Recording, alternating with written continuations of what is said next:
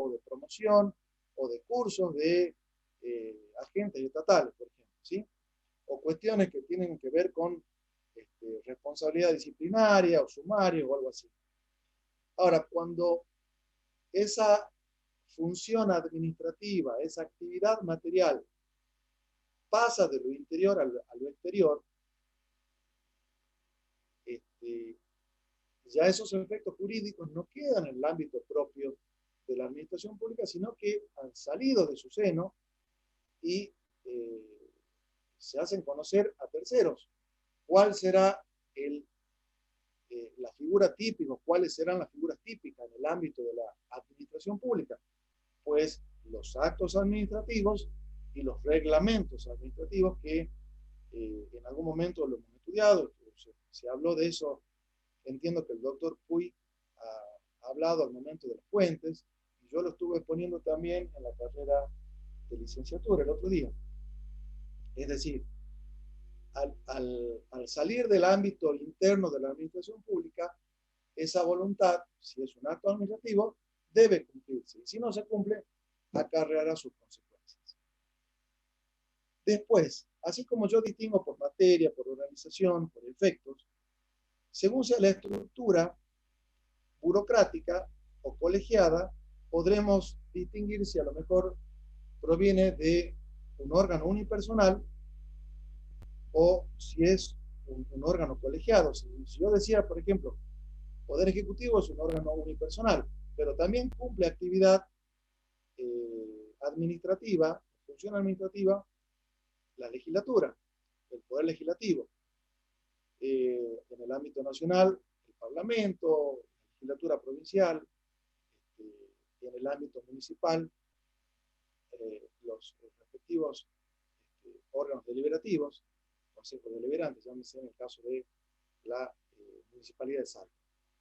Y esta estructura podrá ser burocrática, creada de manera formal, ya sea a través de un órgano o persona, o si no puede ser colegiada, es decir, cuando hay una institución que está funcionando por más de una persona física. En esos casos habrá que respetar también, así como para la emisión de un acto administrativo, en algunos casos se requiere la voluntad de una persona que reviste la calidad de órgano. Para otros casos, por ser colegiada, esta función debe respetarse en un régimen de mayorías, un quórum determinado, ¿sí? Lo que es el principio de mayoría y minoría. En algunos casos, con determinadas exigencias por mayoría agravada o por simple mayoría. Así también, como distinguimos por materia, por organización, por los efectos, por la estructura, vamos a también distinguir la función administrativa, ya sea arreglada o discrecional. Esta es una pregunta, y presten atención, porque es una pregunta de examen bastante común. Y hay una confusión terminológica, puesto que el término discrecional es multívoco en el ámbito de lo que es el derecho administrativo.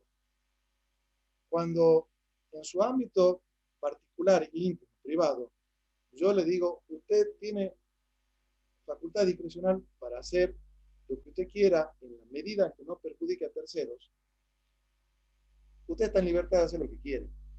La administración pública, aun cuando hablamos de actividad discrecional, no significa que pueda estar bajo lo que en el ámbito de la persona física se llama libre albedrío, ¿sí?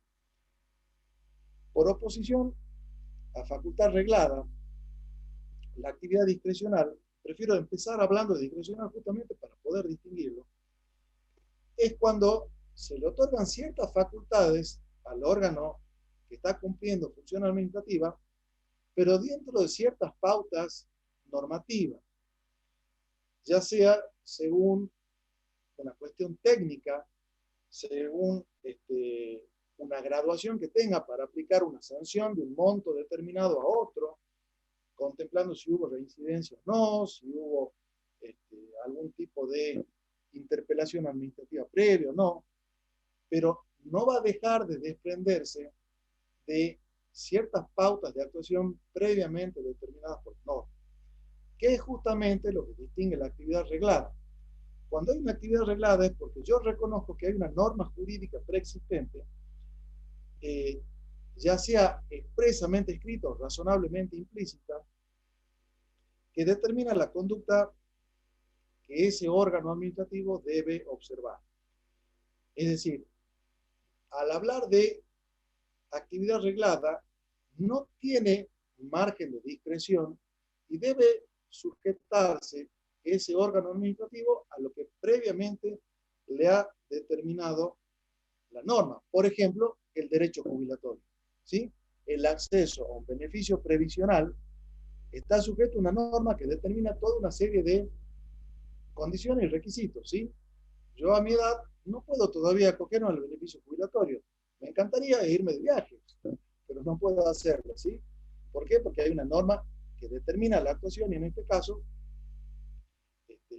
no podría acceder al beneficio jubilatorio porque hay una norma que determina de manera previa el actuar del ANSES, ¿sí? Y el reconocimiento no del beneficio previsional. No así en lo discrecional, pero aún cuando hablemos de discrecionalidad, sobre todo en la técnica, es una libertad de apreciación más o menos flexible, pero determinadas ciertas pautas que la norma ha establecido entre distintos márgenes de inicio o de fin, ¿sí? ¿Se entiende hasta ahí? Por ejemplo, en el ámbito de aplicar una sanción, yo puedo aplicar de 5 días a 10 días de arresto. Y bueno, si la norma me predetermina eso, el órgano podrá actuar discrecionalmente y decir, le doy 5, le doy 7, le doy 9 o le doy 10. ¿Sí? ¿Vamos hasta ahí? Sí, profe. Bien, bien, bien. Entonces hemos visto la clasificación, las clases de función administrativa. Entramos ahora a una parte muy, muy interesante, como les decía cuando les presentaba el contenido de nuestro encuentro de hoy, que es el control de la administración pública. Y acá vamos a estudiar los presupuestos y principios que rigen el control de la administración pública. Fundamentalmente sujeto a dos tópicos fundamentales, que es la legalidad y la eficacia. Es decir, voy a tener en cuenta, dentro de un Estado de Derecho, obviamente, estamos hablando de que hay una norma preexistente que determina la actuación del Estado y de todos sus órganos. Y ese control va a estar sujeto a que a la sujeción de la actuación del Estado a través de sus órganos a una norma. Y también voy a tener en cuenta el control de eficacia, es decir, que realmente el costo de funcionamiento y utilidad sea suficiente, sea lo más exiguo posible, sea lo más rápido, sea lo menos costoso, ¿sí? Sea lo adecuado, ¿sí? Y estos dos principios son los que funcionan como pilar de control de la administración pública, ¿sí? ¿Alguien oyó hablar alguna vez de utilizar un cañón para matar una mosca? Bueno, eso grafica el control de eficacia. A lo mejor abriendo la ventana y que se vaya, si ustedes son ecologistas, o rociando un simple aerosol, nos exime de tener que utilizar un arma de alto calibre, ¿sí? Que hasta me puede dañar a mí mismo. Estos principios son los que rigen entonces el control de la administración.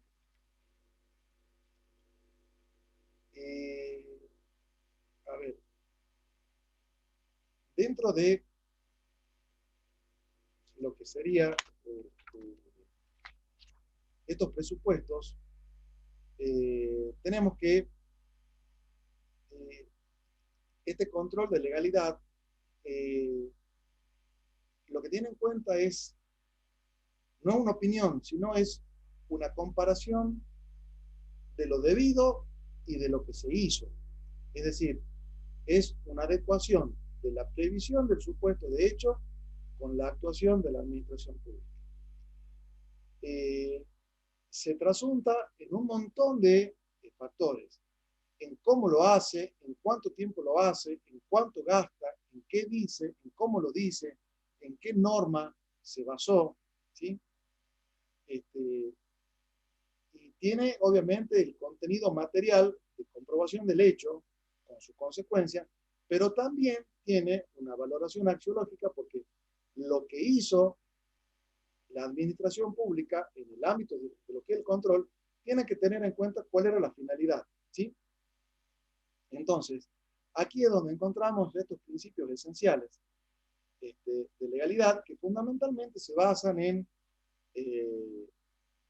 como objetivo de todo Estado de Derecho de erradicar la arbitrariedad en el ejercicio del poder, porque justamente poder sin control no es nada, y volvemos al ejemplo de esa publicidad de cubiertas de automotores, ¿sí? Que lo podemos aplicar también al ámbito de la administración pública. Entonces, este control de legalidad, como sostienen distintos tratadistas, opera en el quehacer de la administración pública, a veces no necesariamente estatal, como decía, de otras organizaciones, ONG y eso, y determinan la modalidad de obrar ajustadas a reglas, a normas y a políticas de legitimidad o juridicidad estrictas, como también de oportunidad, mérito o convenio. Siento que se habilitó un micrófono. ¿Es alguna consulta o puedo seguir?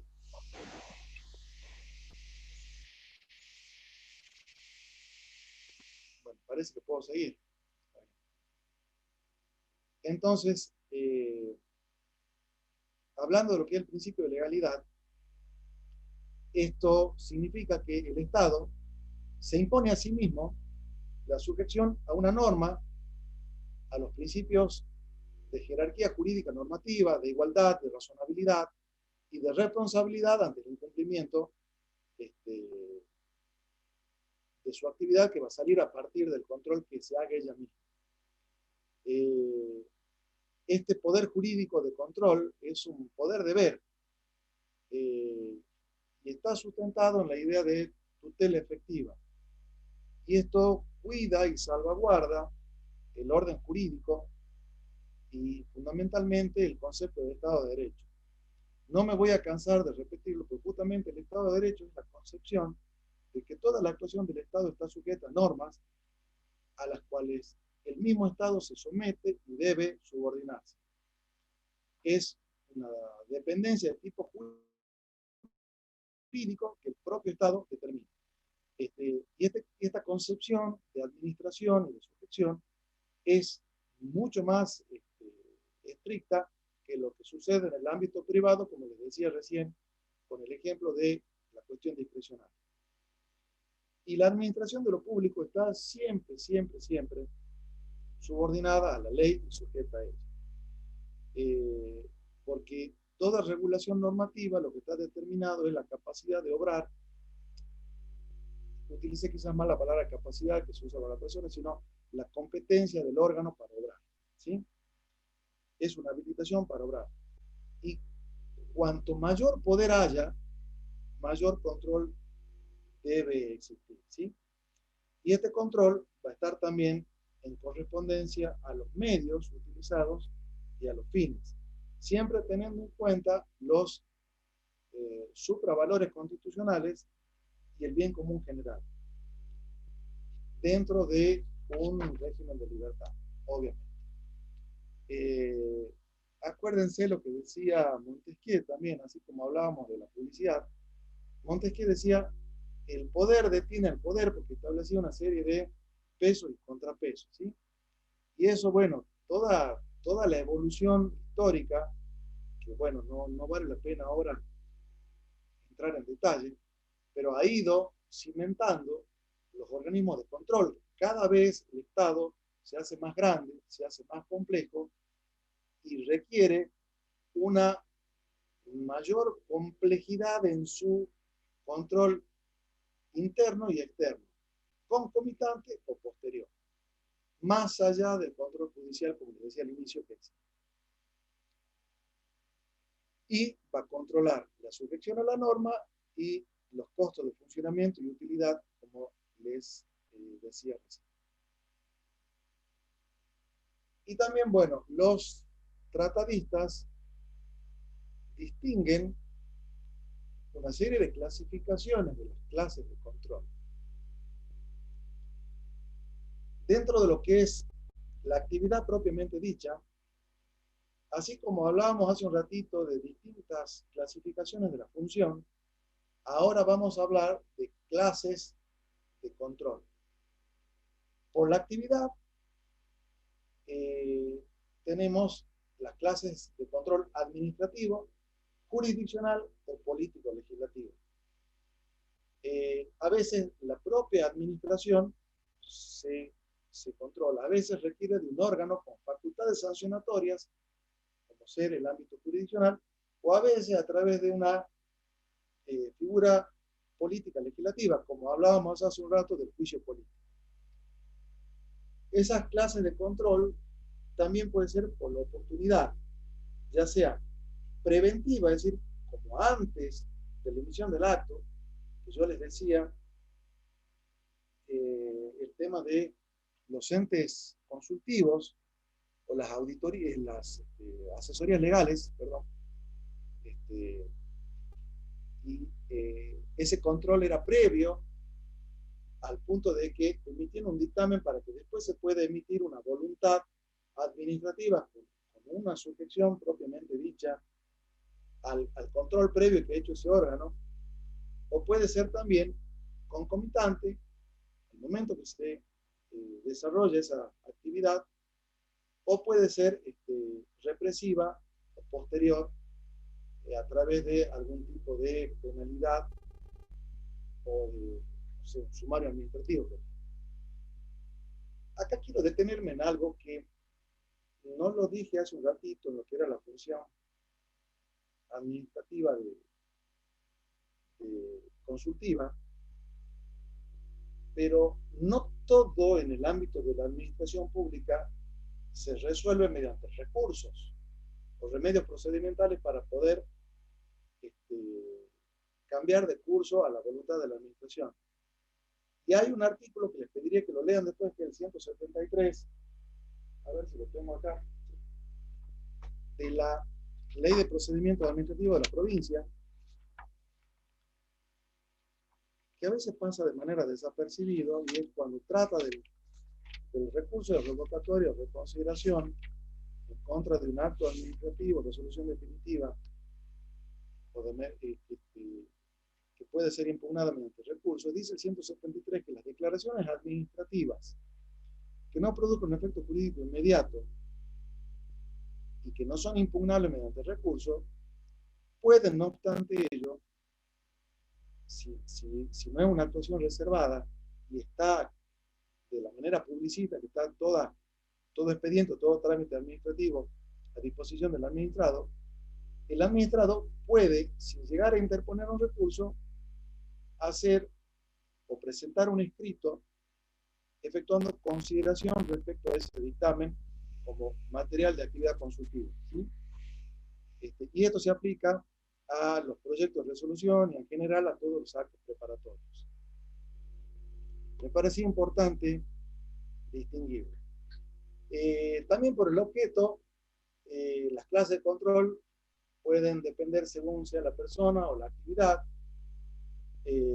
por el órgano controlante, ya sea si el órgano pertenece al propio seno del Poder Ejecutivo, por ejemplo la sindicatura, o si está dentro del ámbito de actuación de otro órgano como legislativo, como sería la auditoría. Ya vamos a entrar en particular en cada uno de ellos, pero estoy haciendo mención genérica de la localización orgánica, ¿sí?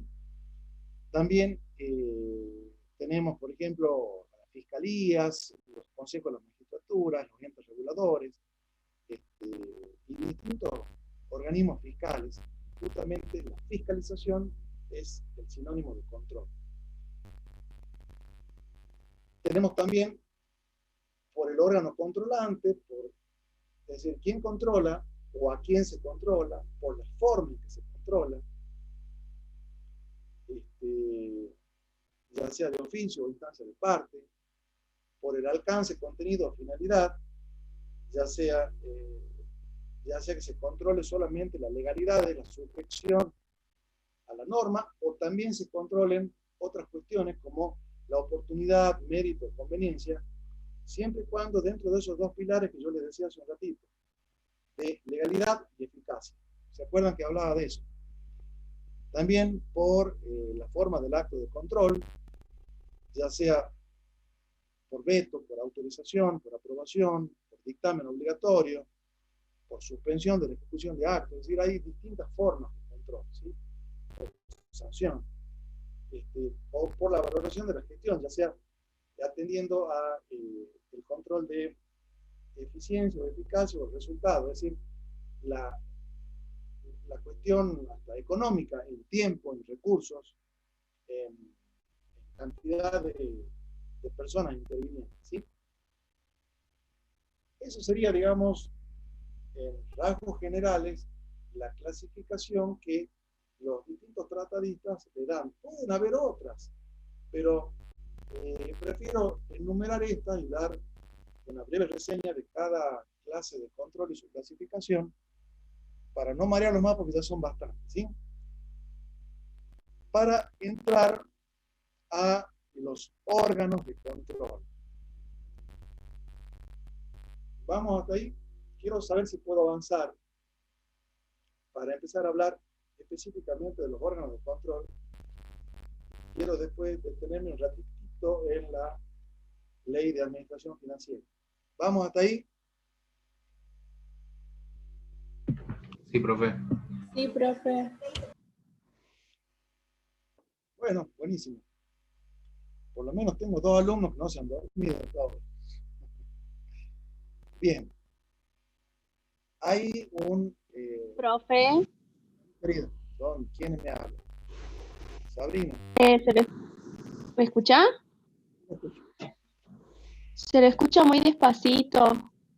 Estoy tratando de acercarme lo más que puedo al micrófono de mi máquina. Trate de aumentar Bueno, profe, el volumen de la suya, por favor. gracias. Gracias a usted por su colaboración.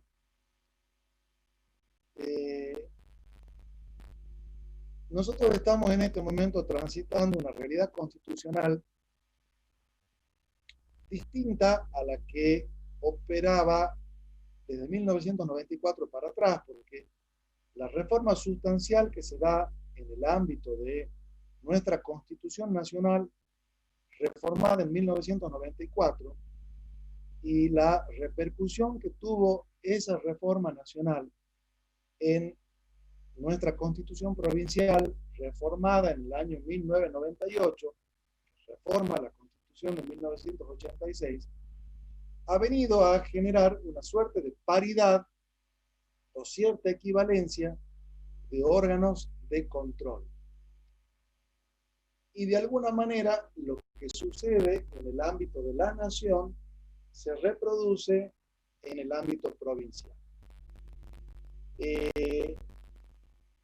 Había un órgano controlante hasta antes de la reforma que era el Tribunal de Cuentas de la Nación, y con posterioridad se dicta la ley 24.156, que, si bien ya vamos a entrar en detalle un poquito más adelante, es la que establece todo el régimen de control y administración financiera del Estado, que no es poco. Imagínense una ley que contempla todo lo atinente a control, a presupuesto, a medios de financiamiento y a toda la actividad consultiva. Esta ley es del año 1992 y a partir de esta reforma constitucional se incorpora en el texto constitucional y reconoce a la Auditoría General de la Nación como órgano dependiente del Poder Legislativo y al que se le atribuye el control externo posterior del sector público nacional en todos sus aspectos, patrimoniales, económicos, financieros y operativos. ¿Se dan cuenta de la tremenda atribución que se le confiere constitucionalmente a este órgano de control?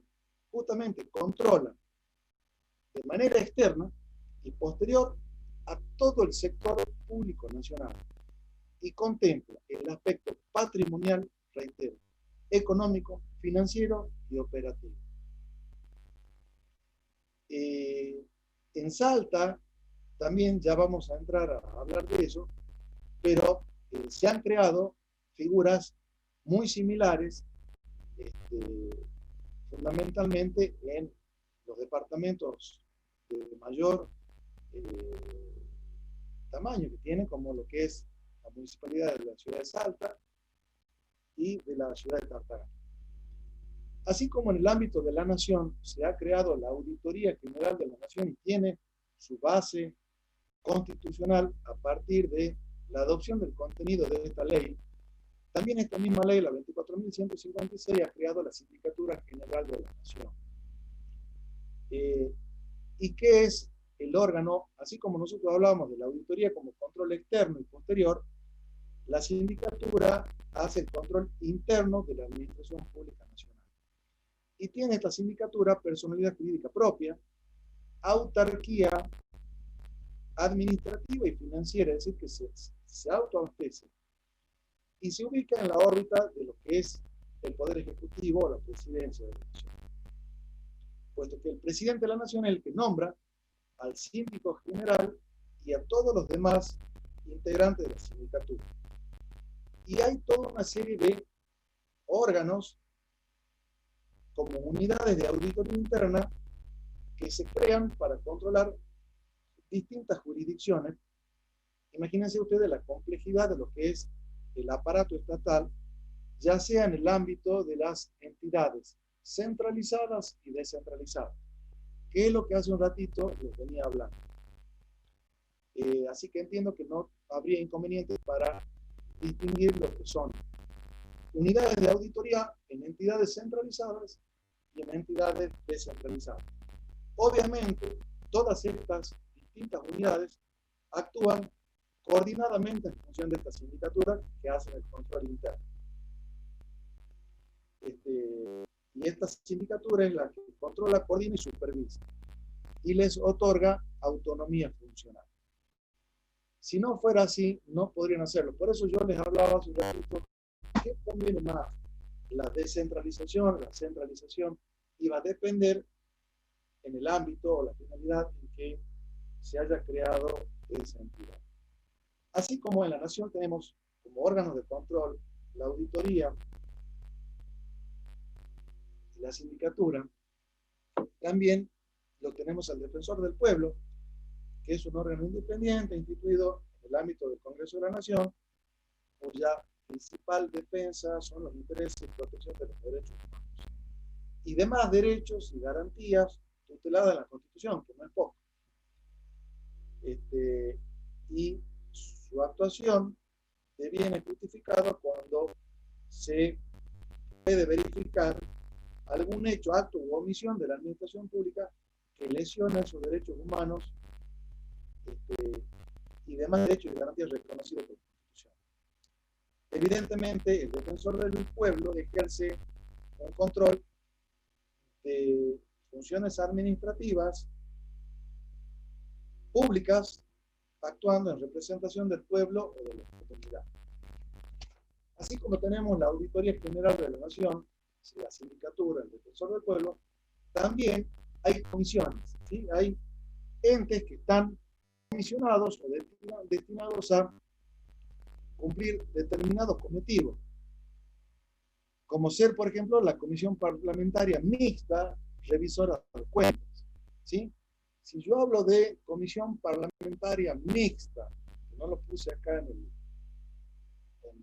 en el PowerPoint, pero si yo digo que es una comisión parlamentaria mixta, significa que es una comisión que está conformada por miembros de ambas cámaras legislativas. En el caso son 6 legisladores por cada una de esas cámaras, ¿sí? Diputados y senadores, ¿sí? Y sus funciones son más que nada un conjunto de pautas de actuación que controlan la ejecución del programa anual de presupuesto, informan y dictaminan a los demás miembros de las cámaras sobre la cuenta general del ejercicio económico del Estado. Se encargan también de evacuar informes y realizar también la evaluación de la marcha de la auditoría, entre otras funciones. También como órgano de control de la Nación podemos nombrar a la Comisión Bicameral Permanente, y esto lo hablábamos hace un tiempito en la clase pasada con la gente de la legislatura, y también lo habló el doctor Puig en su oportunidad, y es una comisión que se crea también conformada por miembros de ambas cámaras cuando se dictan los decretos de necesidad y urgencia. Y esto está contemplado más que nada en el artículo 99, inciso 3, y 100, inciso 2 y 13 de la Constitución Nacional. Y dictamina justamente, en función de la procedencia o no, de las condiciones que se tienen que haber dado para dictar un decreto de necesidad y urgencia, y justamente es el órgano al cual, una vez dictado ese instrumento como fuente de derecho administrativo, para que se pida por la legitimidad de su dictado, que no es poco. Y en este momento de pandemia, es donde quizás con mayor relevancia es que se han tenido en cuenta a los decretos de necesidad y urgencia que dicta el Poder Ejecutivo por conducto del jefe de gabinete y con acuerdo general de ministros, ¿sí? Y que está sujeto al control posterior de esta comisión bicameral. Tenemos también a la Contaduría General de la Nación, que más que nada lo que tiene es nada más que el sistema de control de la contabilidad gubernamental, ya sea del Estado nacional, provincial o municipal. Esto estoy hablando de la Contaduría General de la Nación en el ámbito federal, ¿sí?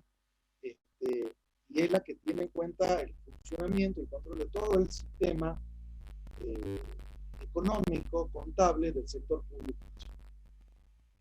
También encontramos entre estos órganos de control de la Nación a la Contaduría, a la Procuración del Tesoro de la Nación y el Cuerpo de Abogados del Estado, que no solamente tiene a su cargo la defensa del Estado y su representación en juicio, algo muy similar, ya lo vamos a ver,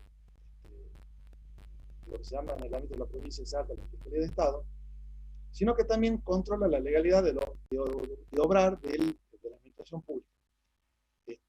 Y su regulación está contenida en la ley 12.954, la que repito para su lectura. Cumple también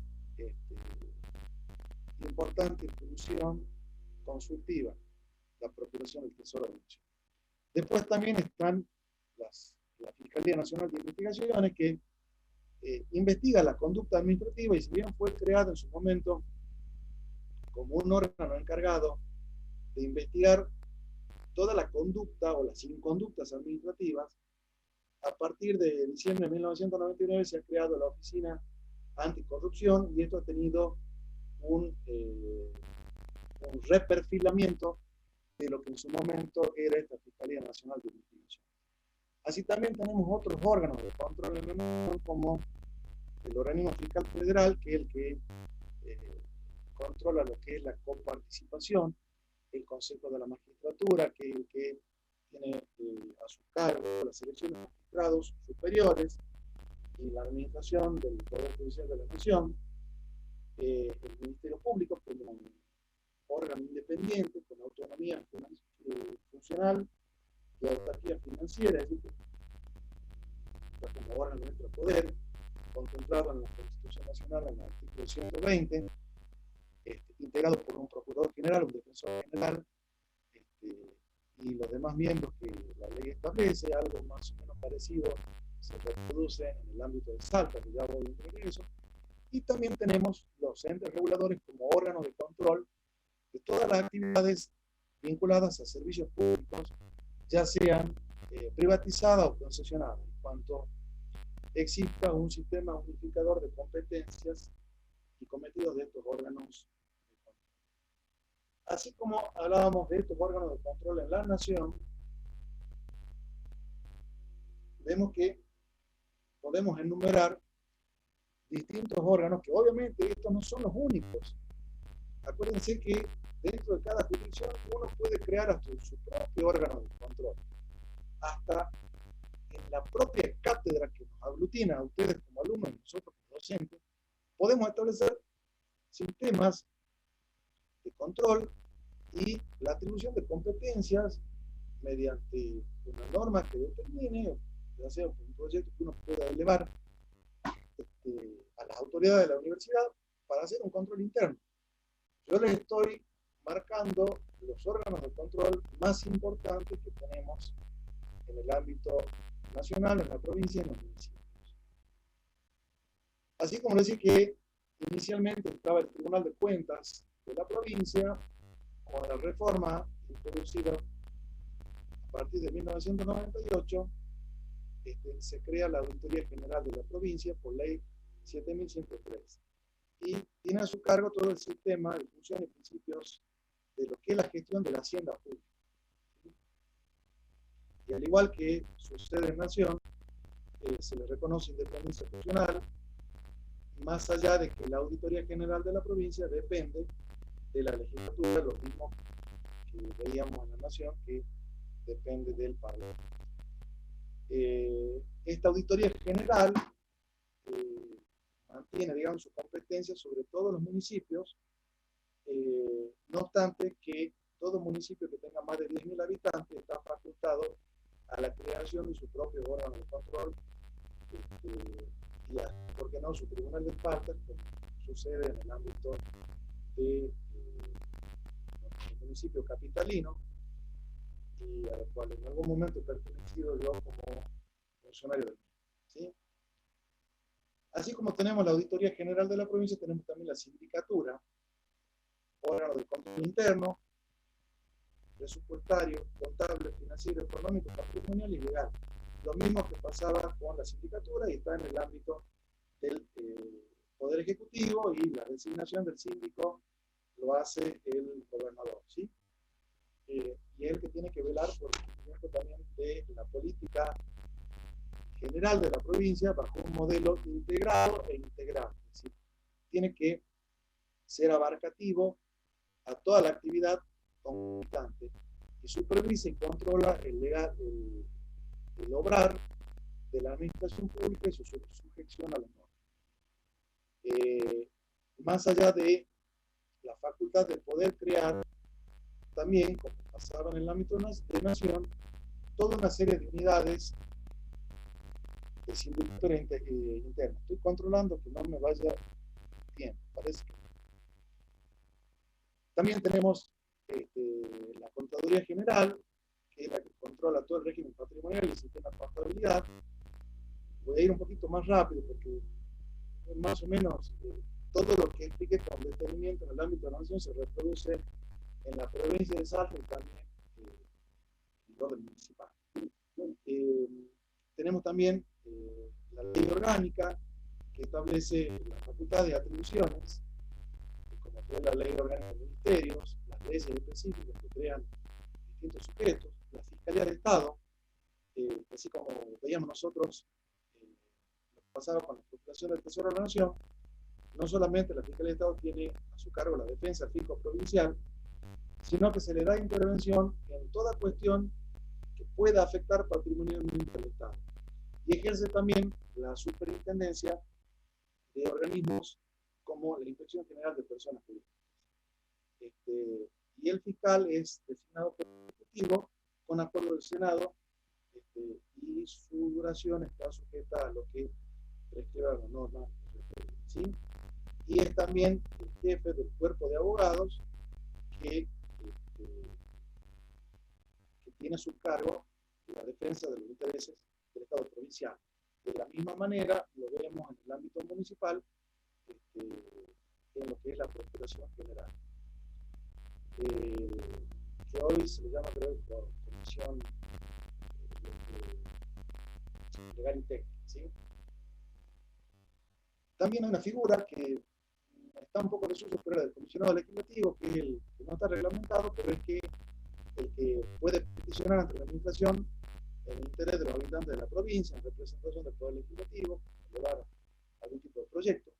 Tenemos también órganos de control en la provincia de Salta, como el Consejo de la Magistratura, que es el que selecciona los magistrados inferiores del Poder Judicial, puesto que los miembros de la Corte los designa el Ejecutivo, el Ministerio Público, que es también tal cual como sucede en el ámbito de la Nación, compuesto por el Procurador General, el Defensor y el Asesor de Incapaces, que conforman lo que se llama el Colegio de Gobierno, y a los que también se han sido conferidas facultades de superintendencia y potestades de naturaleza administrativa y de ejecución económica. Tenemos también en el ámbito de la provincia lo que es la Comisión Bicameral Revisora de Cuentas de Inversión,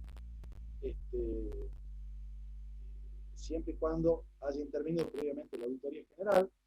Está también órganos que ejecutan la ley de disciplina fiscal, buscando justamente el presupuesto equilibrado, volviendo a esos dos pilares que yo le había referido hace un rato, de legalidad y eficacia. También la ley de presupuesto, porque la determina cómo y cuánto y bajo qué condiciones va a gastar el Estado y qué va a todo lo que va a hacer como gasto de inversión de forma anual, que es lo que es la ley de ejercicio, y toda una serie de disposiciones como la ley de contrataciones y la de coparticipación de municipios, ¿sí? Hasta ahora se entiende. ¿Puedo seguir? Porque quiero detenerme un ratito en lo que es la ley 24.156. ¿Sí se entiende, profe? Disculpen que este es un tema que, bueno, como tengo que reproducir lo que sucede en el ámbito nacional, provincial y municipal, a veces puedo incluir reiteraciones que son necesarias. Esta ley es la Ley de Administración Financiera de los Sistemas de Control del Sector Público Nacional. Es una de las leyes más complejas y ricas porque contemplan todo un sistema de normas y procedimientos administrativos que hacen posible no solamente la obtención de recursos públicos y su aplicación para los objetivos del Estado, sino que además controla cómo se gasta y hasta cuándo se gasta y en qué tiempo se gasta, y justamente sujeto a la norma que lo prevé, que habilita ese gasto para el ejercicio económico y la eficacia que tiene. Se integra esta norma por sistemas de contabilidad, de control, basada en un presupuesto, es decir, la suposición de lo que yo voy a gastar de manera ordinaria y hasta incluso extraordinaria, salvo cuestiones que no puedan ser previstas. A ver, yo puedo prever qué gasto de inversión voy a tener en la obra pública, pero a lo mejor no puedo prever qué tengo que afrontar ante el hecho que pueda ocasionar un daño y ese daño pueda generar una responsabilidad patrimonial por un hecho fortuito. Pero dentro de todo lo que pueda ser previsible, yo tengo que tratar de presupuestar todo lo que pienso gastar y cómo lo voy a gastar. Para eso, en el ámbito de la Nación, hay una oficina nacional de presupuesto, es decir, todo el sistema presupuestario está sostenido en un complejo de normas y de entes que son los que elaboran eso. Y es también, como hay una oficina nacional de presupuesto, hay una oficina nacional del crédito público, que es la que establece cómo se va autofinanciar el Estado en el caso, por ejemplo, con la emisión de títulos públicos. Yo emito títulos, los vendo, recepto dinero y en un momento dado voy a tener que cubrir esos títulos. Que tienen que haber ustedes haber escuchado hablar de títulos de deuda pública.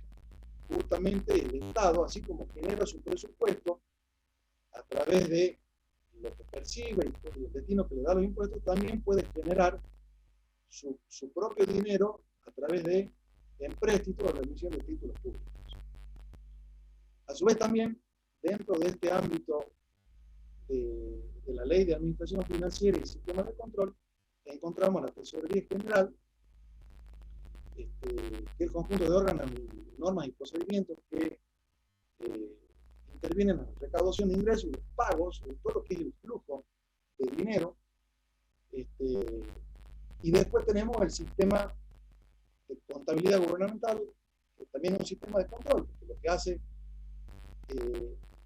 a la esencia de la figura del contador público es un control de gastos y de recursos, ¿sí? Lo que va a ser la incumbencia propia de su materia. Y justamente ustedes también ven materias de auditoría y de control. Y así como tenemos la Contaduría General de la Nación, también tenemos, que ya hemos hablado, la Sindicatura General y la Auditoría General de la Nación y las distintas unidades de control interno, ya sea en el ámbito de la Sindicatura o de la Auditoría General de la Nación. No quiero reiterar porque quiero dejar un pequeño espacio para que podamos debatir si hace falta algo más y no quiero extenderme más allá de lo humanamente soportable por parte de ustedes y también como exponente. Hasta ahora se entendió, podemos seguir, porque quiero empezar a hablar de los entes regulatorios a nivel nacional y provincial. Sí, profe, sí se entendió. Sí, profe. Escucha, se puede. Bien. Habrán escuchado hablar de los entes reguladores, ¿sí? Y tenemos entes reguladores tanto en la nación como en la provincia. Estos entes son sujetos de derecho que tienen un cometido específico de control tanto para la prestación de un servicio público como para la sanción ante el incumplimiento de un servicio público. ¿Y qué es un servicio público? ¿Qué idea tienen del servicio público?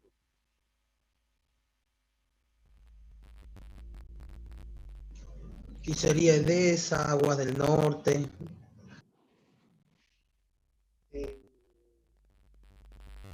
EDESA y Agua del Norte en realidad es el prestatario, pero el servicio público es una actividad que cumple. Profe, un servicio público sería que algo que nosotros pagamos por todos los meses, póngale, para, por ejemplo, la limpieza de las calles, la seguridad, la salud, ¿puede ser? Alumbrado público. Bueno, a ver, lo que usted paga por servicios públicos lo presta a lo mejor un ente concesionado, ¿sí? Y sí, es un ejemplo válido.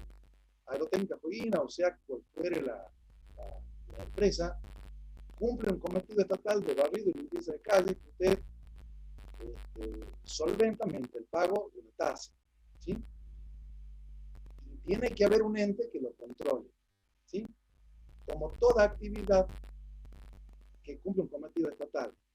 Da la particularidad que los servicios públicos, por su importancia, alumbrado, electricidad, el tendido de la red de gas, la provisión de gas natural, lo atinente a la actividad nuclear, todo lo que tenga que ver con agua y saneamiento, todo lo que tenga que ver con comunicaciones, todo lo que tenga que ver con el transporte terrestre, ferroviario, todo lo que tenga que ver con aeropuertos o concesiones viales, tienen en el ámbito de la nación un ente que regula, controla y verifica que ese servicio público se preste de manera adecuada y regular. En la nación, como tanto en la provincia, fíjense que yo les estoy enumerando ahí una serie de entes cuyas siglas se identifican en ARGAS, en RESA, CNT, ONCOVI, como entes que tienen en cuenta determinado tipo de actividad, ¿sí? Y hay toda una serie de órganos regulatorios, ¿sí? Cada actividad, además, privatizada, tiene un respectivo marco regulador y un complejo de normas vinculadas a su fiscalización interna para verificar que esa actividad se desarrolla de manera regular, permanente y ajustada a derecho y de la manera más eficaz posible. Volvemos a los dos pilares del sistema de control, legalidad y eficacia, ¿sí? En cuanto a los entes reguladores de la provincia de Salta, si bien hubiera sido bueno tener un solo ente controlante, también se han establecido otros órganos diferenciados de control para el tema, por ejemplo, de juegos de azar, de la distribución en el tendido eléctrico, todo lo que tiene que ver con aguas y servicios sanitarios, todo lo que tiene que ver con el transporte urbano e interurbano de pasajeros, ¿sí? Que es lo que se denomina como Administración Metropolitana de Transporte o AMT. Abarca básicamente a, digo ahí, el municipio de Ciudad de Salta, San Lorenzo, Vaquero, La Caldera, Cerrito del Merced, Carril, Chihuahua, Coronel Molino, San Lorenzo. Cada provincia, bueno, en el ámbito, usualmente por la importancia de estos servicios, se reproducen más o menos los mismos lineamientos en nación, en provincia, y también en el municipio hay órganos controlantes de la actividad de otros entes o empresas que han sido concesionadas para la prestación del servicio público, como les hablaba hace un ratito, y su compañero daba el ejemplo de lo que es la recolección domiciliaria de residuos. Bien, así como tenemos estos entes reguladores, quiero llegar al final de la exposición hablando de la participación. Ahora son las 37. ¿No? ¿Me hace una consulta o alguien dejó prendido el micrófono?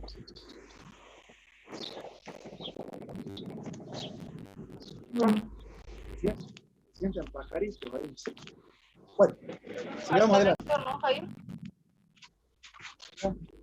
Poneme agua, Javier. Evidentemente. Sí, profe, Dai Lamas, creo que tiene prendido su micrófono. A ver, le dicen a su compañera que no si está a tiempo, no el agua del mar. Bien, seguimos entonces. Y ya terminamos con nuestra clase de hoy. Y es así como nosotros hablamos de una manera muy formal de todo este sistema de administración financiera y la existencia de órganos, distintos entes reguladores que controlan y convergen para que el Estado pueda cumplir su compleja actividad de la manera más adecuada, más económica, más rápida y con sujeción a la norma. También no podemos dejar de lado la importante responsabilidad que nos cabe a cada uno de nosotros como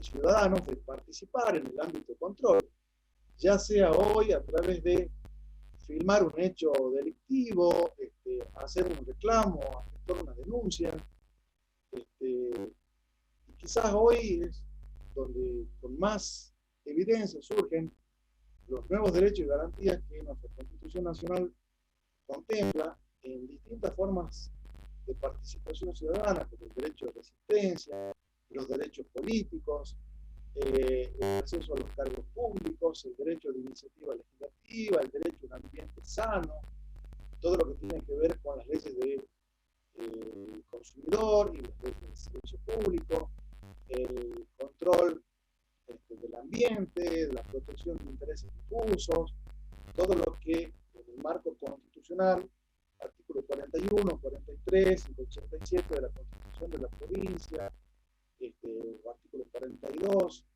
también de la provincia, podemos verificar. A esto hay que sumarle también el derecho a participar por distintos medios de comunicación. Hoy es increíble la inmediatez que se ve con el surgimiento de la globalización que hay, los nuevos medios de información y comunicación. Y evidentemente este marco de nuevos instrumentos de comunicación forjan instrumentos de participación y control más importantes y eficaces, a lo mejor de manera más directa y más inmediata.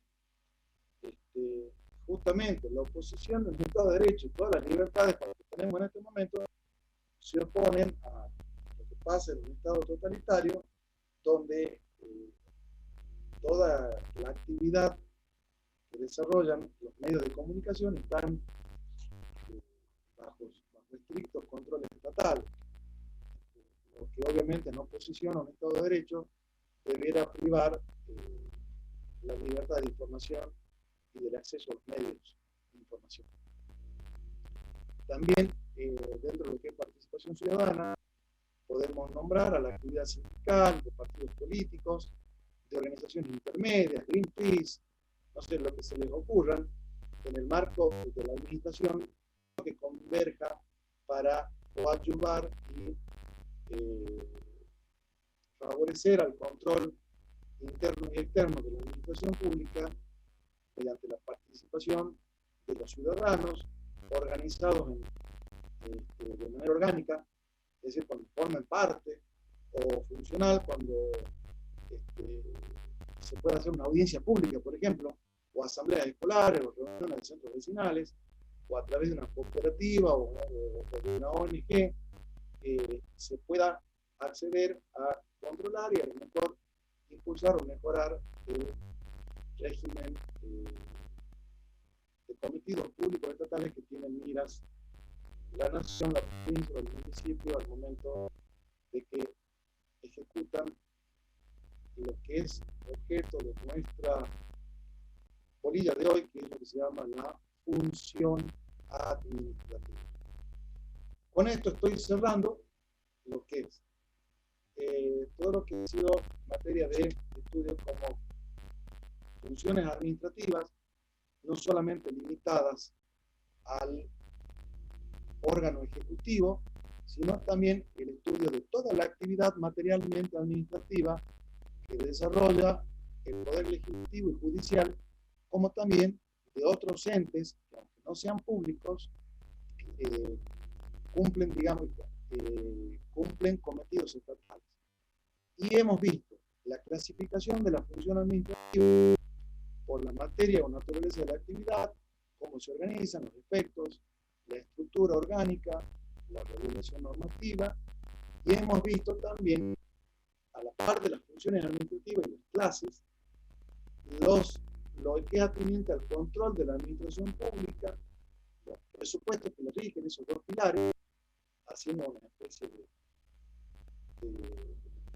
colofón a lo que venimos poniendo, la legalidad administrativa y el principio de eficacia, las clases de control, la clasificación de los distintos tipos de control y el estudio de los órganos controlantes, para después pasar a los entes reguladores vinculados específicamente al ámbito de prestación de los servicios públicos, como también el estudio de la participación ciudadana como todo un desafío que nos ponemos nosotros como administrados para poder participar activamente en lo que es la prestación de cometidos estatales, como un verdadero desafío actual con los nuevos medios que tenemos de comunicación y de difusión. Hasta ahora, habiendo cumplido lo que tenía previsto de 45 horas, de 45 minutos de exposición, quedo abierto a consultas que puedan hacer en base a lo que hemos estado hablando. Muchas gracias por su paciencia y ahora sí pido que abran el micrófono o hagan la consulta por chat para poder evacuar eventualmente algún tipo de consulta.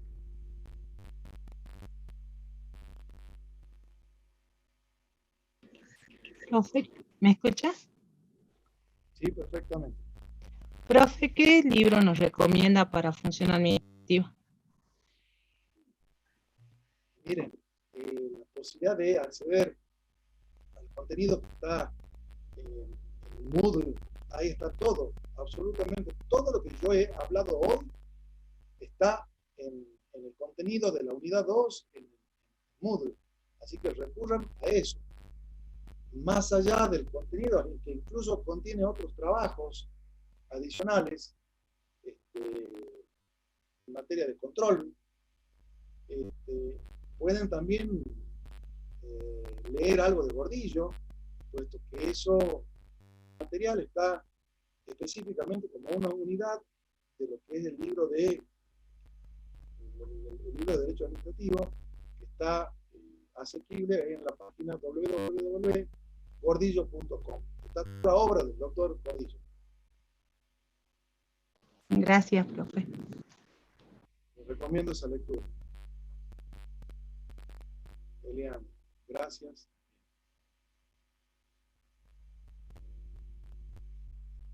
Y les recomiendo, se está grabando esto, yo entiendo que después lo suben a la nube, ¿sí?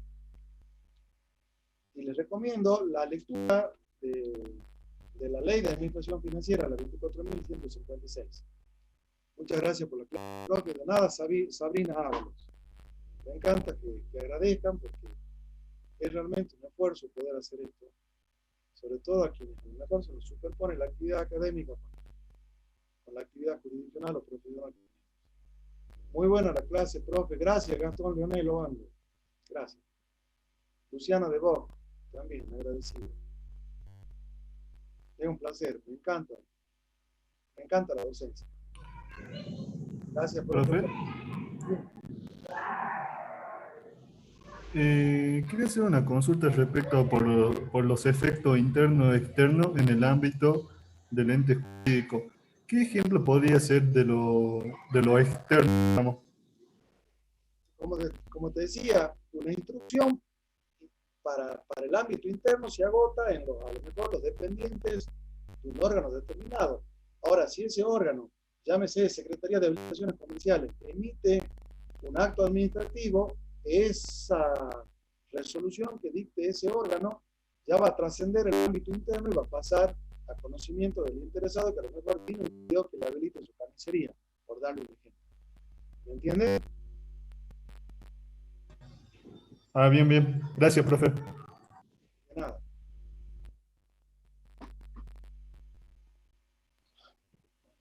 Bien. Profe, la ley que dijo que veamos era la 24.156. Ahí van a ver todo lo atinente a lo que es control, presupuesto,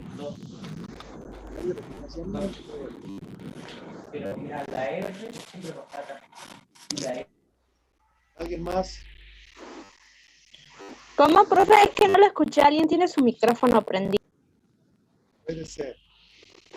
Le aconsejo la atenta lectura, gracias Federico López, la atenta lectura de la ley 24.156, que es la ley de administración financiera, de control y administración financiera.